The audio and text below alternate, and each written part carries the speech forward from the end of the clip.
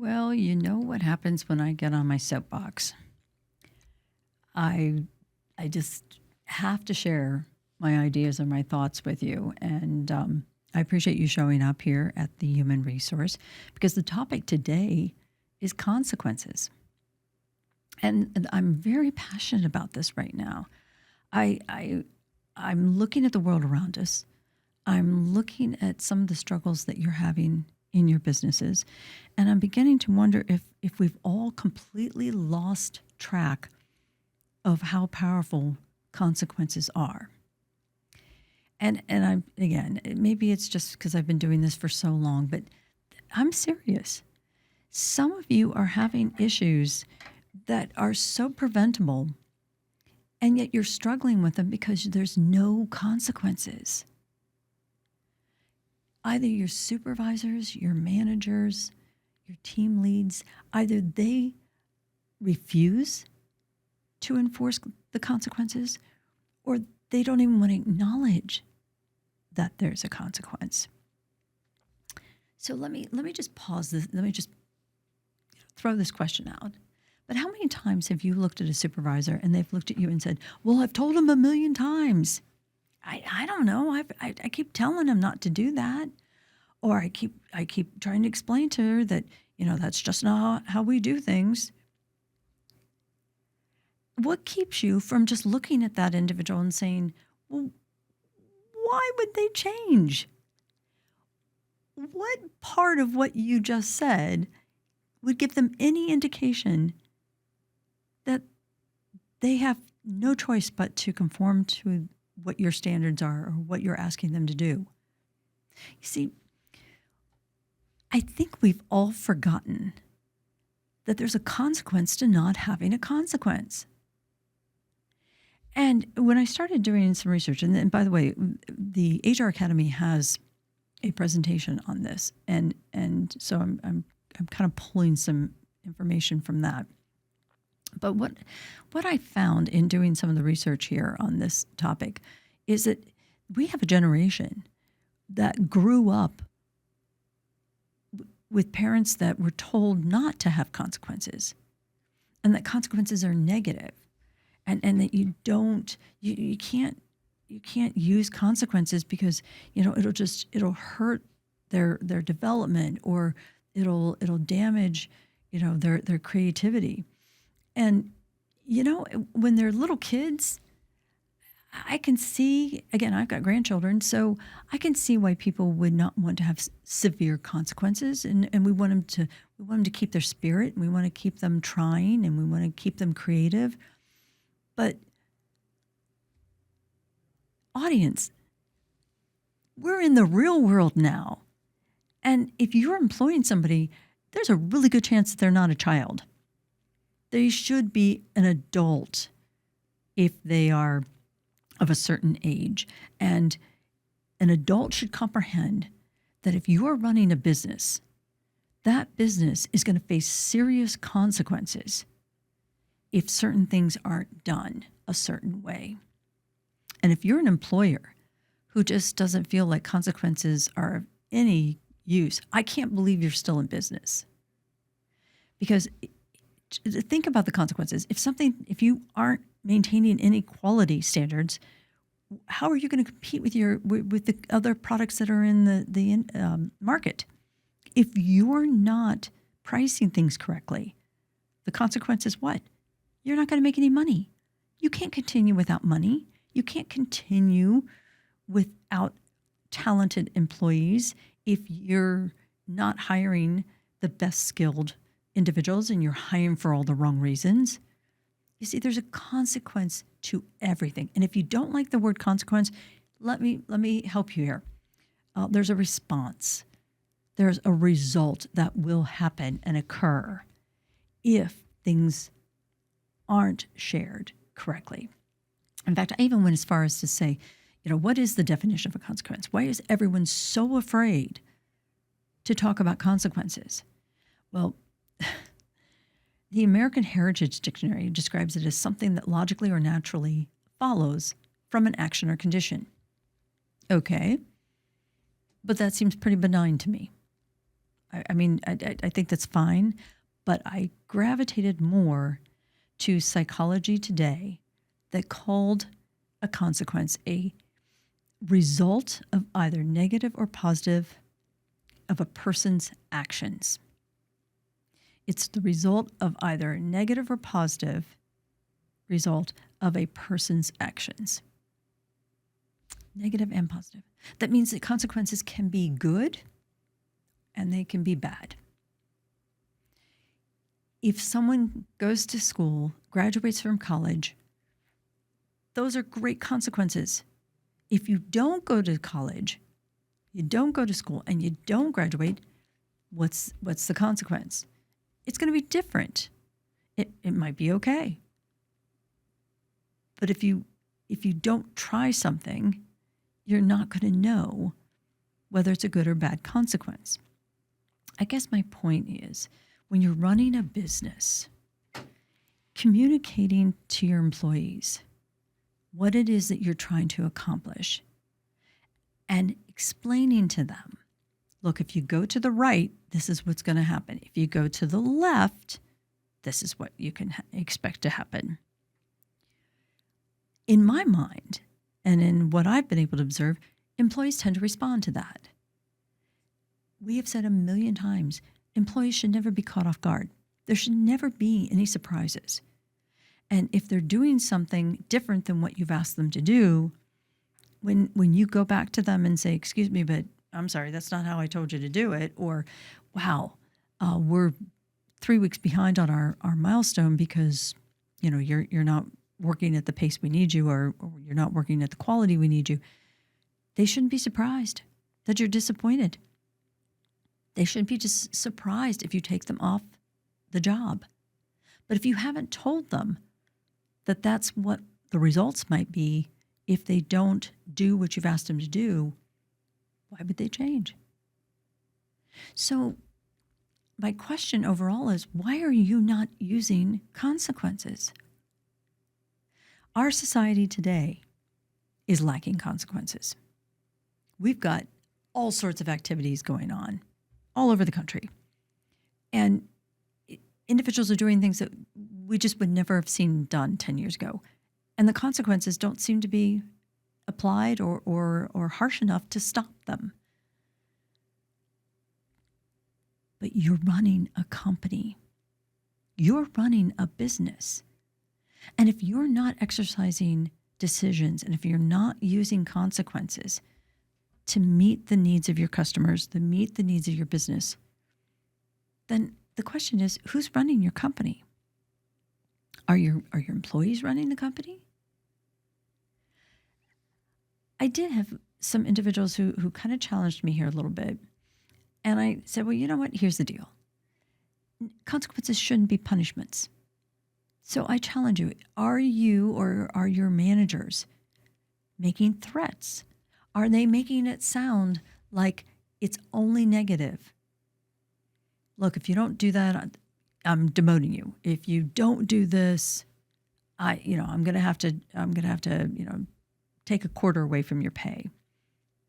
Are they threatening and only giving the negative, or are they coming to them and saying, hey, if you do a really good job on this, this is great. I can put you up for a promotion. Or, hey, if you do this, we can give you another quarter because you just gained this certification, or you just gained that licensure that the company will benefit from. If you're not celebrating the good stuff, the employees are going to think the consequences are nothing but threats and punishment. And they will, in some cases, pull back and fight you on them. Let me ask you this too.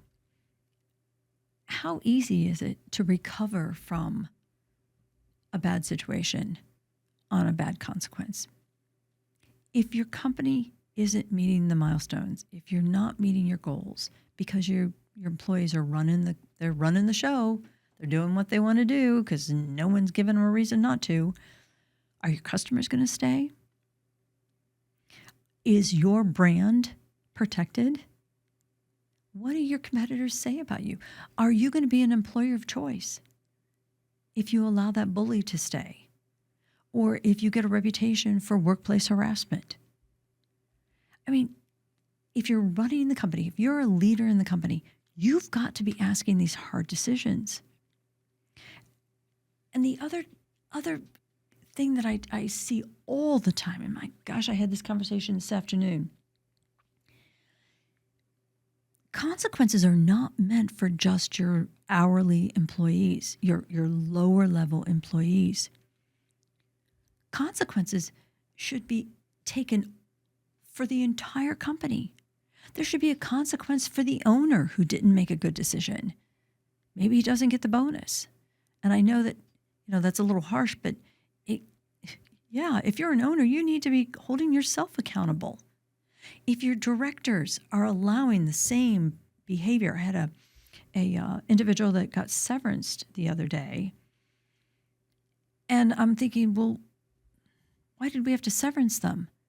If the performance was bad, and we've been talking about this for 6 months, why in the world did the director drag his feet to the point where we still didn't have enough documentation, we still had nothing but lip service, and now we have to severance this person just to make a smooth exit? Why are we not holding that director accountable? Why are we not giving him a consequence? Hey, I can't run a business like this. I can't just keep paying out severances. This may not be the position for you. I sometimes think that people associate confrontation with emotion, and they don't feel that hard conversations can be done without lots of emotion. And consequences tend to come with what people choose as hard conversations. And that's not necessarily the truth. If you focused on the positive and talk about the rewards, talk about the positive outcome, these conversations should go really smoothly.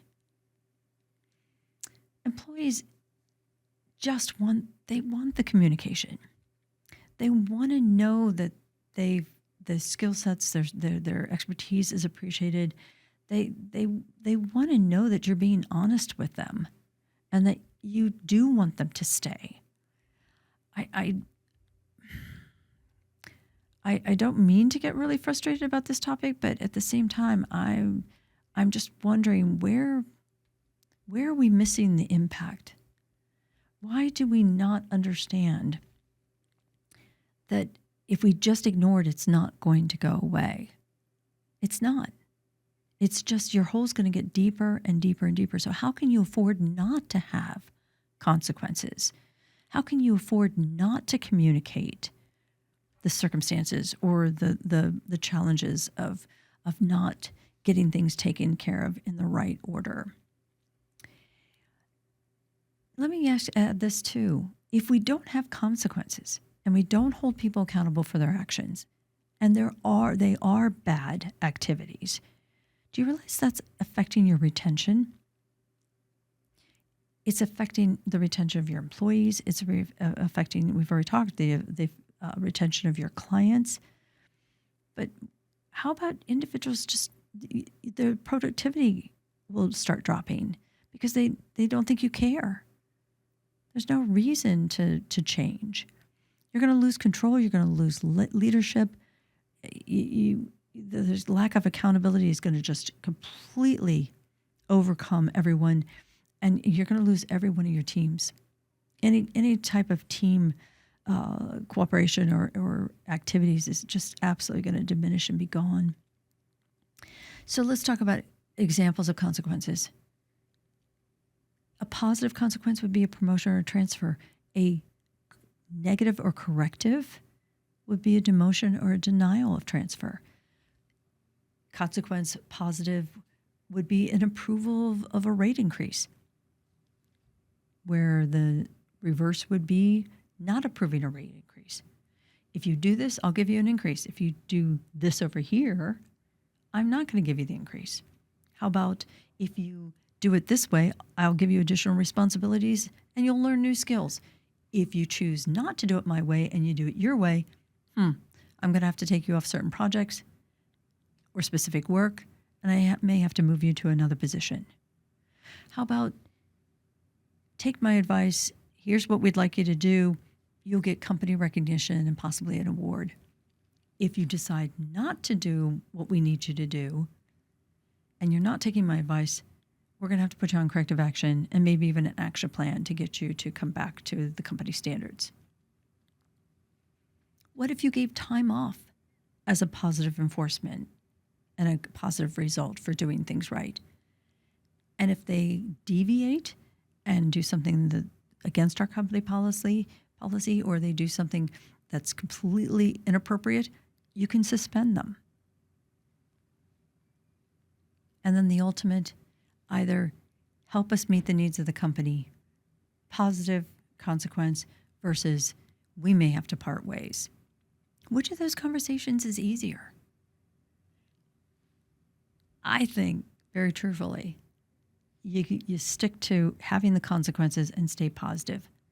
But let me remind you, anytime you're using consequences or results or responses to anything going on in the workplace, you're always going to have the EEOC, you're going to have the National Labor Relations Board, you're going to have wage and hour, and you're going to have all these state laws looking after you. So be careful that when you train your supervisors and your team leads, that they understand misuse this, the consequences, and we could have discrimination claims, harassment claims. How about retaliation?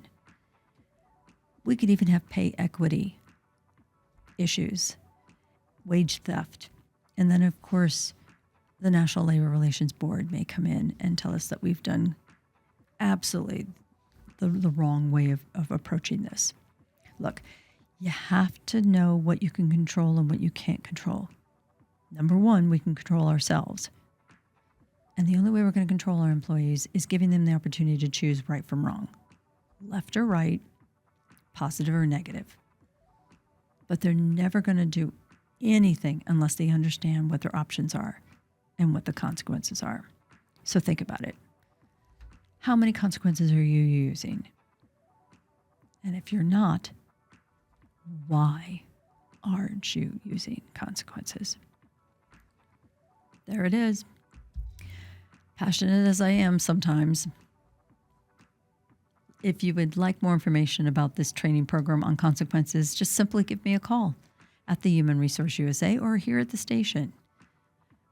We'd be more than happy to share it with you. All right. Take care, and we'll see you next week.